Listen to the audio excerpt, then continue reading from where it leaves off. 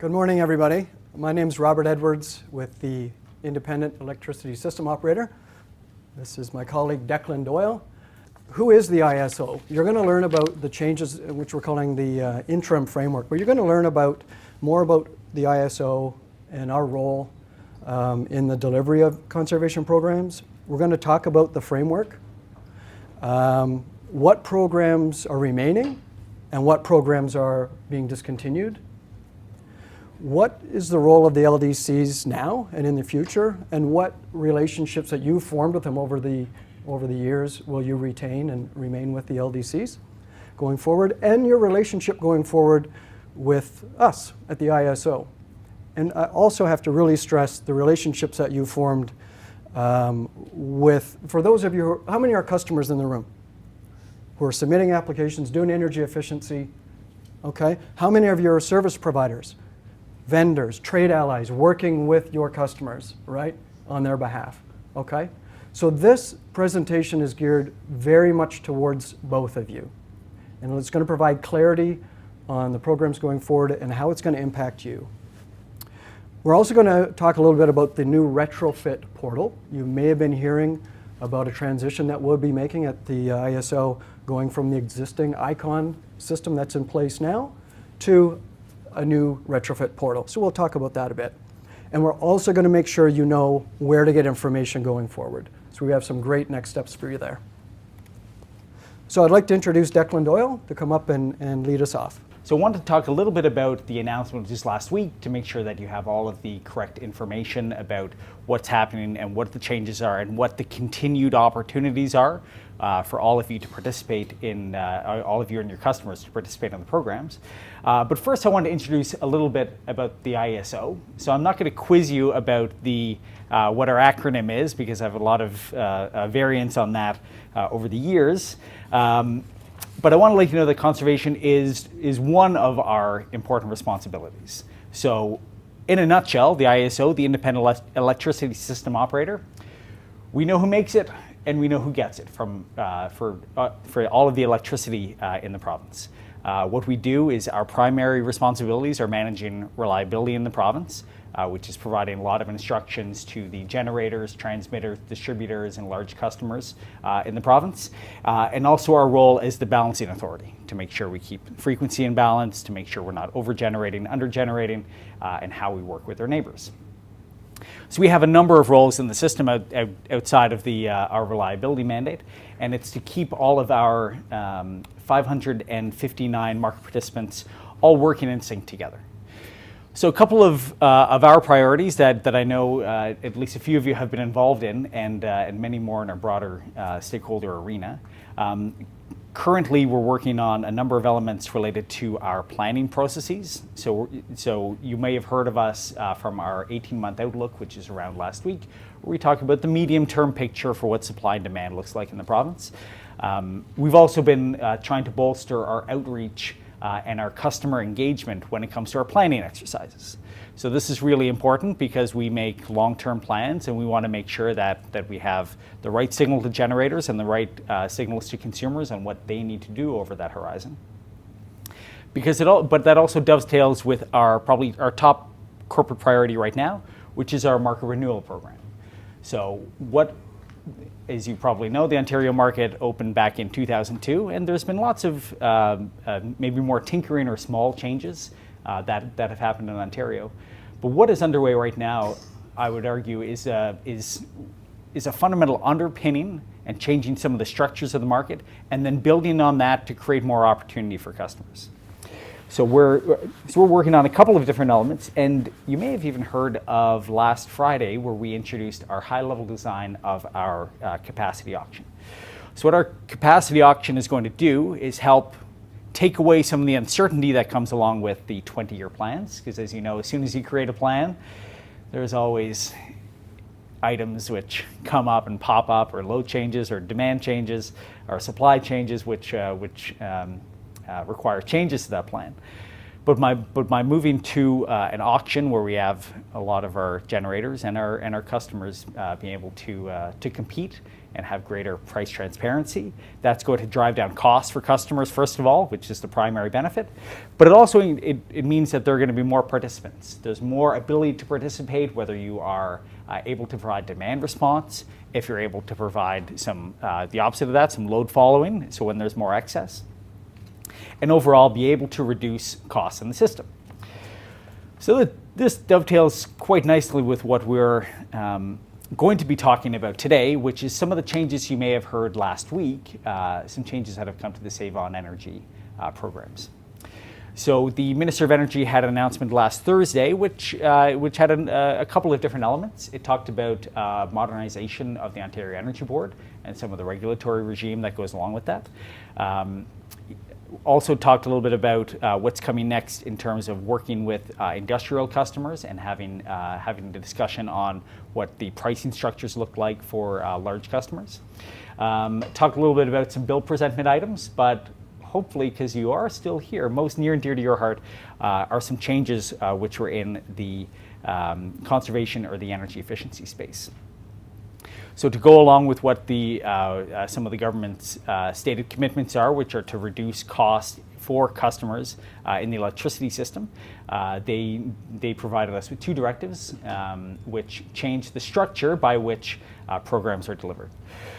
What that really means for customers is, hopefully, for our business customers and those that I know Rob and I work with on almost a daily basis, is that it should be as seamless as possible a transition into a new interim framework which starts on April 1st.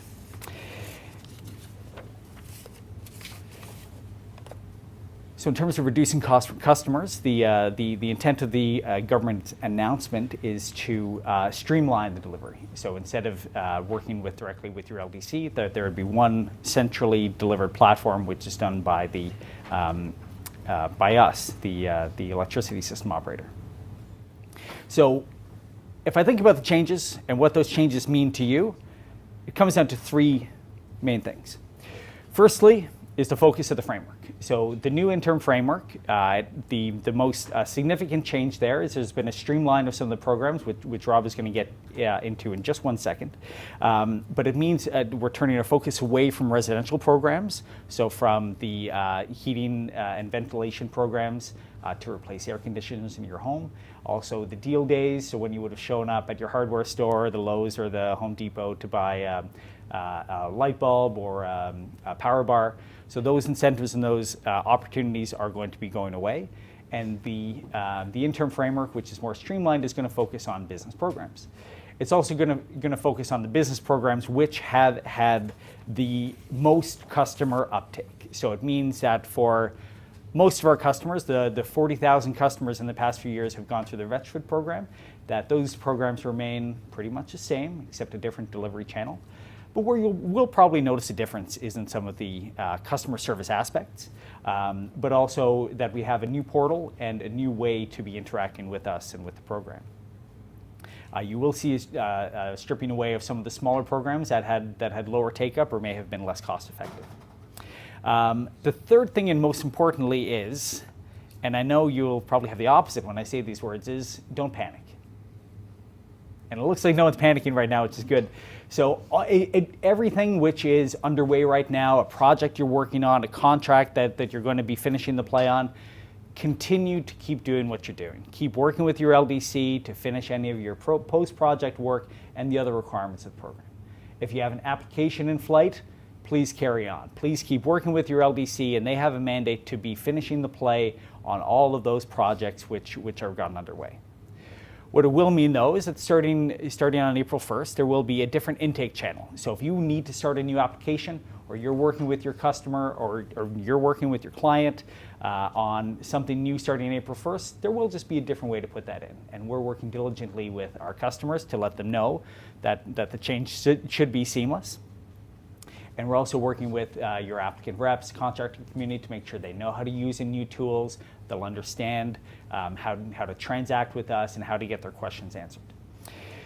So primarily, and this is one thing I'm going to circle back on at the very end, is that we still need your voice. We still need you to stay in touch. We still need you to keep in touch with us. We still need to know the bumps in the road or the places where we need to readjust or course correct for this framework. And we also need to know what your broader needs are, because while we have a mandate for the interim framework that goes until December 31st, we need to be talking about enabling the next set of opportunities. What have we missed out in the short term that we may be able to work together on post 2020? Are there different models which you want to consider that might make it easier for you to transact or for you to take the next level, moving from retrofits to whatever needs to come next for your organization? You're looking at behavioral changes, operator changes, things like that. So we need to keep working together. We need to keep getting your advice to make sure we, as the IESO, can deliver to your needs and do our best not only in this interim framework, but beyond. And with that, I'll pass it to Rob. Okay, so now we're going to be talking a little bit about, the programs, and in particular retrofit. So what's going to be continuing?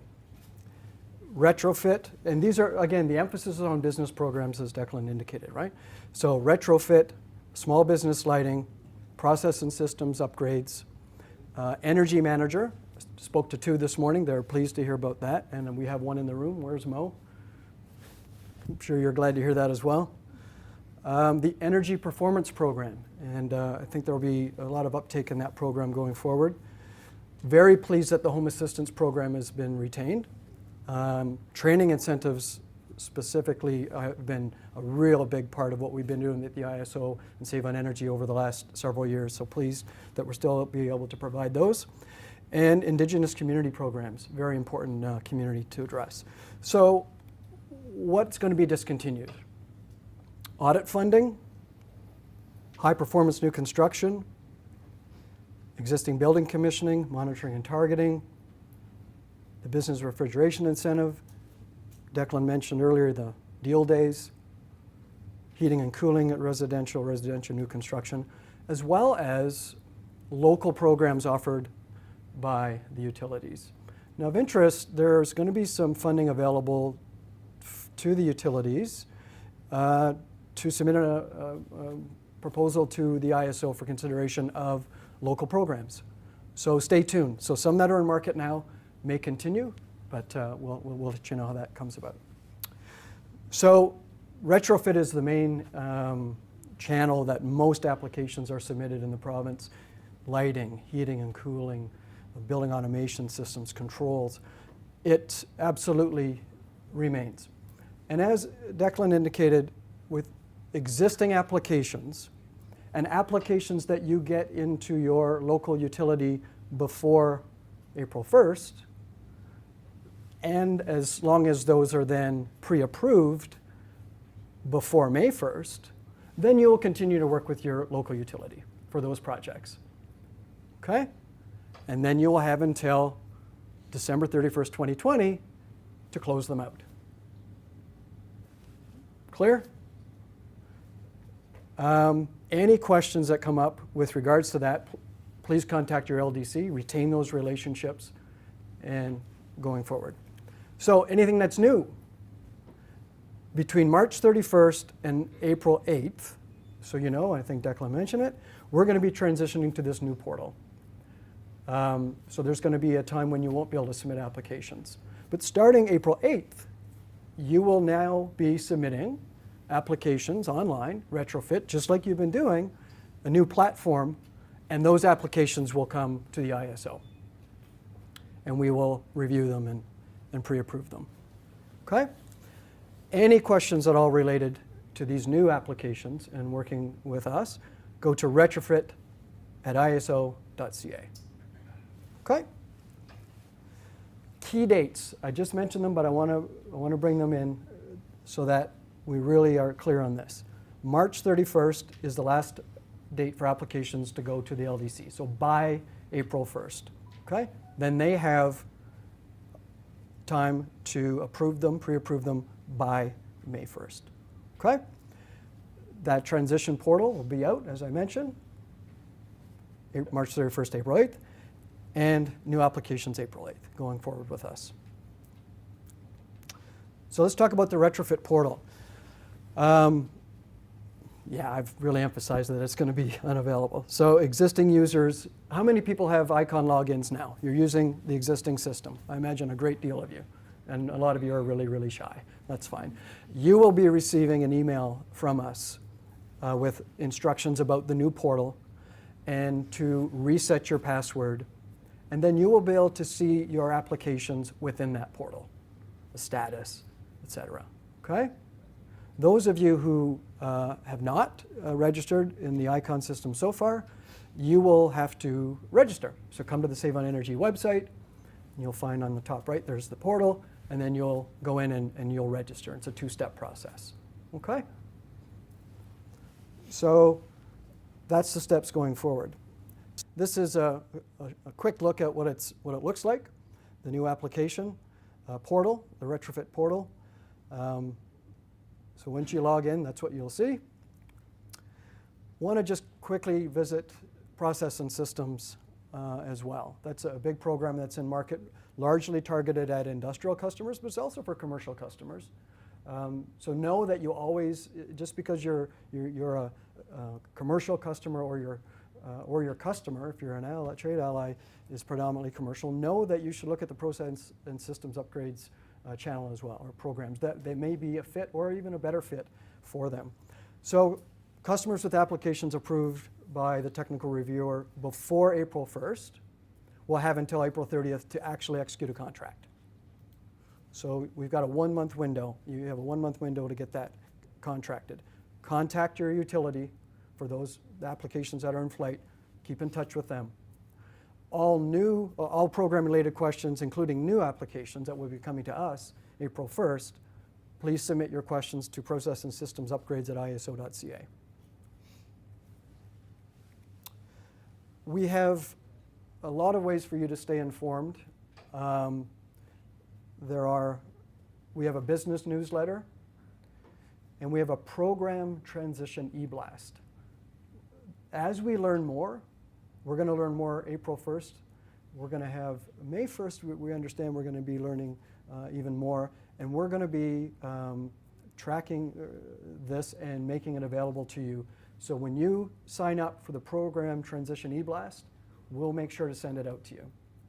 But you can always come onto the Save on Energy website and see what's going on there. Please also sign up to the business newsletter.